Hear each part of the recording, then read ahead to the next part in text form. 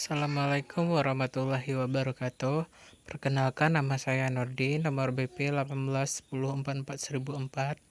Baiklah, kali ini saya akan menjelaskan tentang mesin pendingin dan mesin pemanas. Mesin panas adalah alat yang menyerap panas yang mengubah sebagian energinya menjadi kerja. Salah satunya adalah turbin uap yang digunakan untuk menghasilkan listrik di sebagian besar pembangkit listrik dewasa ini. Pada turbin uap, hanya sebagian energi yang diserap oleh panas, yang dapat diubah menjadi energi kerja. Alasannya karena bawah panas yang membawa entropi yang harus dibuang sebelum siklus itu dimulai dari awal.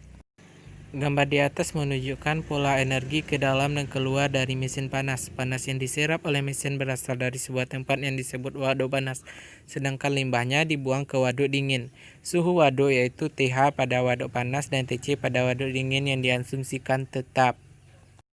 Simbol KH menunjukkan panas yang diserap dari waduk panas dalam jangka waktu tertentu, KE untuk panas yang dikeluarkan ke waduk dingin.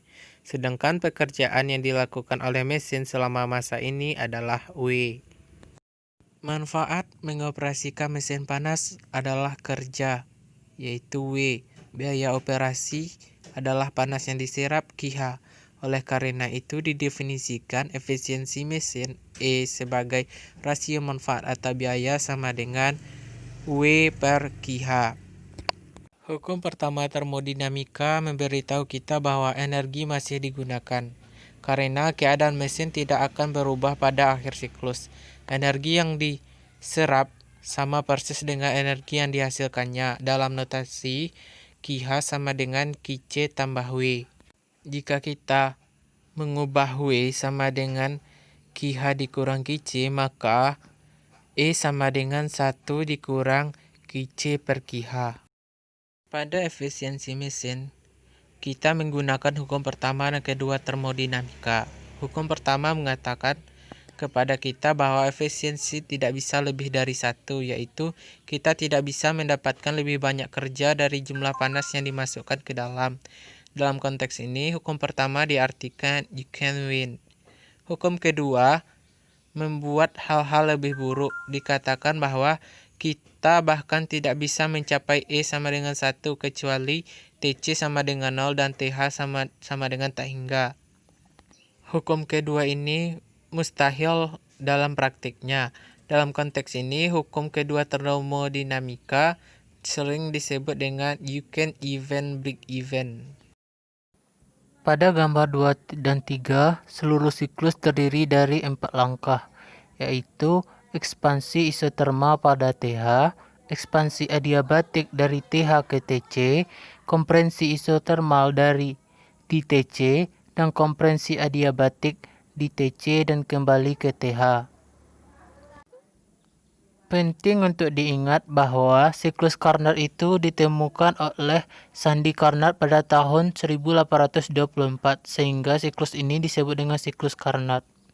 Siklus ini untuk membuktikan secara langsung dari rumus untuk proses isotermal dan adiabatik bahwa gas ideal diambil di sekitar siklus Carnot, maksimal efisiensinya yaitu 1 dikurang TC per TH. Itu mesin pendingin. Mesin pendingin adalah mesin pemanas yang dioperasikan secara terbalik.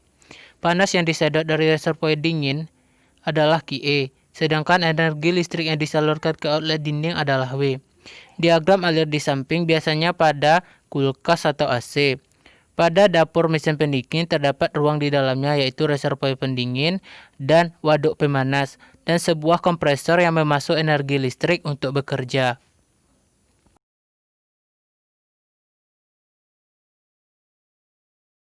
Untuk menentukan efisiensi dari mesin pendingin adalah rasio manfaat atau biaya. Tapi kali ini adalah keuntungannya yaitu QC, sedang biayanya adalah W. Efisiensi ini disebut juga dengan koefisien kerja atau COP, sama dengan QC per W.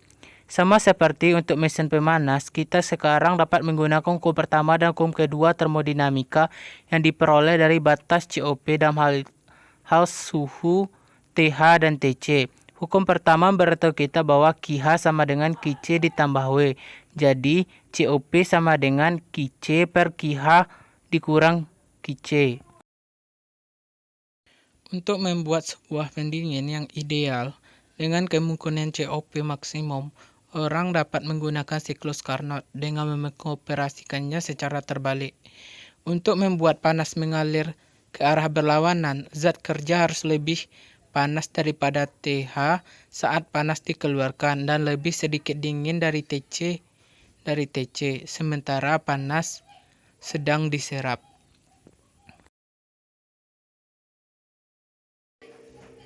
Sekian presentasi dari saya. Salah dan janggal saya mohon maaf. Terima kasih atas perhatiannya. Saya akhiri dengan Assalamualaikum warahmatullahi wabarakatuh.